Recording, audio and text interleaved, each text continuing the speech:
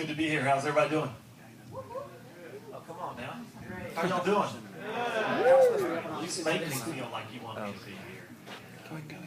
It's really crazy because I guess it was about a year and a half ago, me and Andrew met, and then he transitioned over here, and as we were talking and everything, he was telling me about your pastor, and believe it or not, we were in the same fraternity in college, but at different times. I'm a little bit older than your pastor, so that's really weird, isn't it? And so we're back there talking about all the people we know, and also it's just great to be here with you. And you guys have the best youth pastor, and I just don't say that, but he's great. How many of you like him and you appreciate him? Put your hand together.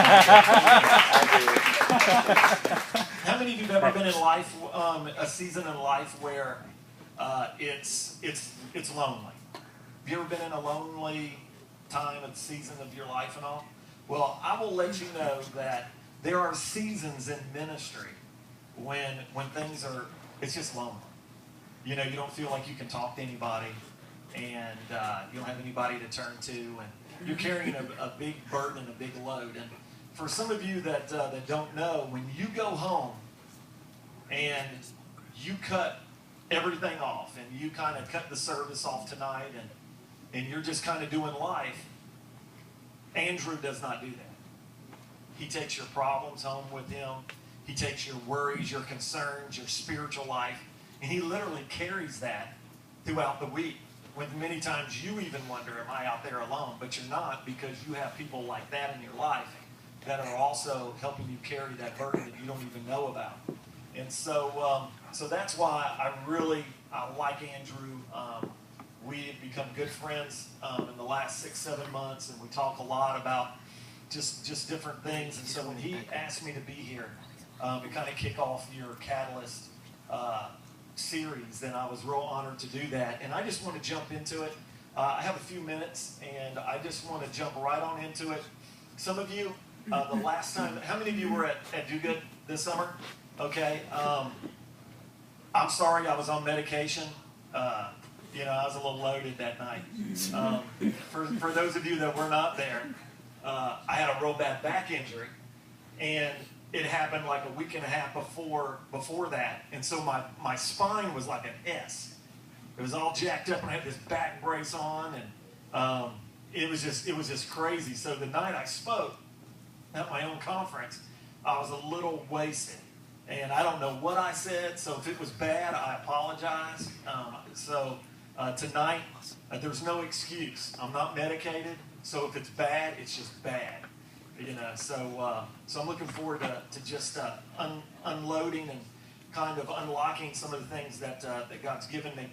But to go back to a little bit of what Andrew said, a catalyst is an agent that provokes significant change or action. In the church world, when you say, and you're talking to leaders, and you say catalyst, a lot of you don't know this, but there is a big conference for church leaders, 40 and under, is where it's for, and it's called Catalyst. It happens right here in Atlanta. They have it at the Gwinnett Civic Center, or the arena down there, and there's like 13,000 leaders, church leaders from all over the United States and even the world that fly in, come in to be a part of this leadership.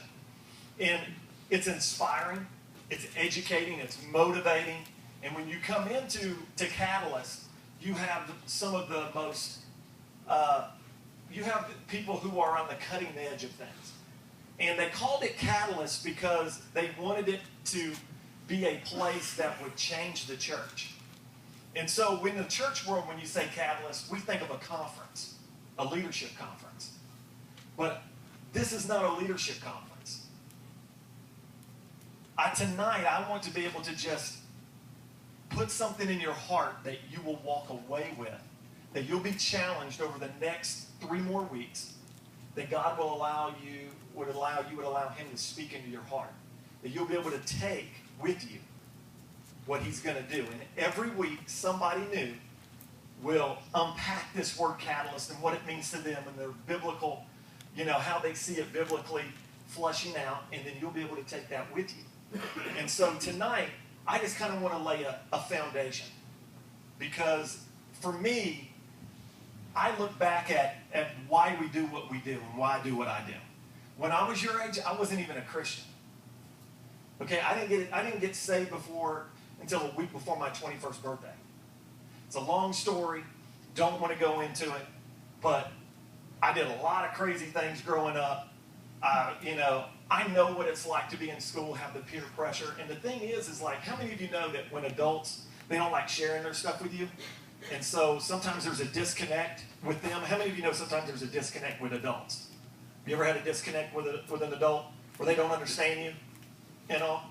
What I try to do, even with my own kids, because I have 3 kids in college right now. And what I try to do is never forget. Never forget what it was like to have that pressure, to have those things going on. I know what it's like when you look in the mirror and you've got the biggest zit at the most unopportune time staring at you in the mirror. It's, and dudes, I know you're not supposed to, guys aren't supposed to go around like looking for makeup and stuff. They kind of like put it to cover it up, so it's not so red. I remember I used to get like one, like it was a cyclops. And it would happen like 3 times a year, but it was the 3 times I didn't need it to show up. And so I'd sit around, what do? You try to, and I'll tell you a funny story about my son. He's a junior in college right now, and it was his senior prom. And so what he ended up doing was he had this thing. It wasn't a unibrow, but it was sort of a unibrow. Anybody know what a unibrow is? It's, how many of y'all seen the basketball player with a unibrow? He's made it famous. Have y'all seen him with Kentucky? Okay. Well, my son was like, there was a little bit of hair, but it really wasn't like straight across or nothing like that. But he had like a little bit of hair, and so he wanted to do something about it. So he had my wife go up and put some stuff on there and rip it off. Like y'all do, like when you... Yeah, waxing. That's it right there. See, I don't know what that stuff's called. But he like waxed it. And it was the funniest thing in the world because when he got done, it made this red spot. And it looked like a guitar pick. Literally. It was like somebody like stuck a guitar pick on his forehead, punched him. And it just left like a bruise right there. And it was the funniest thing in the world. But he owned it.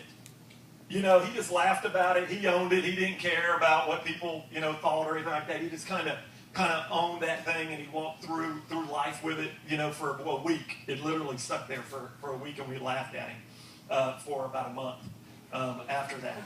But when I think of going through school and where you guys are today and the things that I struggled with, because I remember being in youth groups just like this. My dad was a minister. And so I was like drugged to church, and drug home, drug back. I had to go, back then we had to go 3 times a week. You notice I said I had to go. I had to go. Sunday morning, Sunday night, Wednesday night. And I remember sitting in settings like this, and I remember the fight in my heart and my spirit that used to go on. Because I loved God and I loved Jesus, but it was a disconnect of how I was able to live that day to day. How do you live a Christian life with your friends who do not have maybe the same values or the same outlook on life? They're not being taught the same thing. How do you live that out? How do you also, how do you live your Christian faith out in a dating relationship? Because when I was growing up, there were just some things they didn't talk about. Okay? Like today, you have sex ed in school and stuff like that. We didn't even have that back then. We didn't even have computers. We had typewriters. Okay? You guys even had... Let me tell you another funny story. You may not have thought the pic was funny, but I thought it was real funny.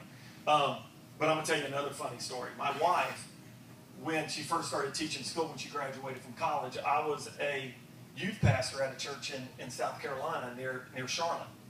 And my wife she was a substitute teacher that day. So she walks in, and they say it's room such and such down the hall. She goes there, and she's supposed to be in typing class. Anybody take typing? Do they do that anymore? Or they just expect you guys to know that? They just expect you to know it? Well, back then, you had to take typing course and stuff. So she went, And she went to the door and she looked in and she walked back out.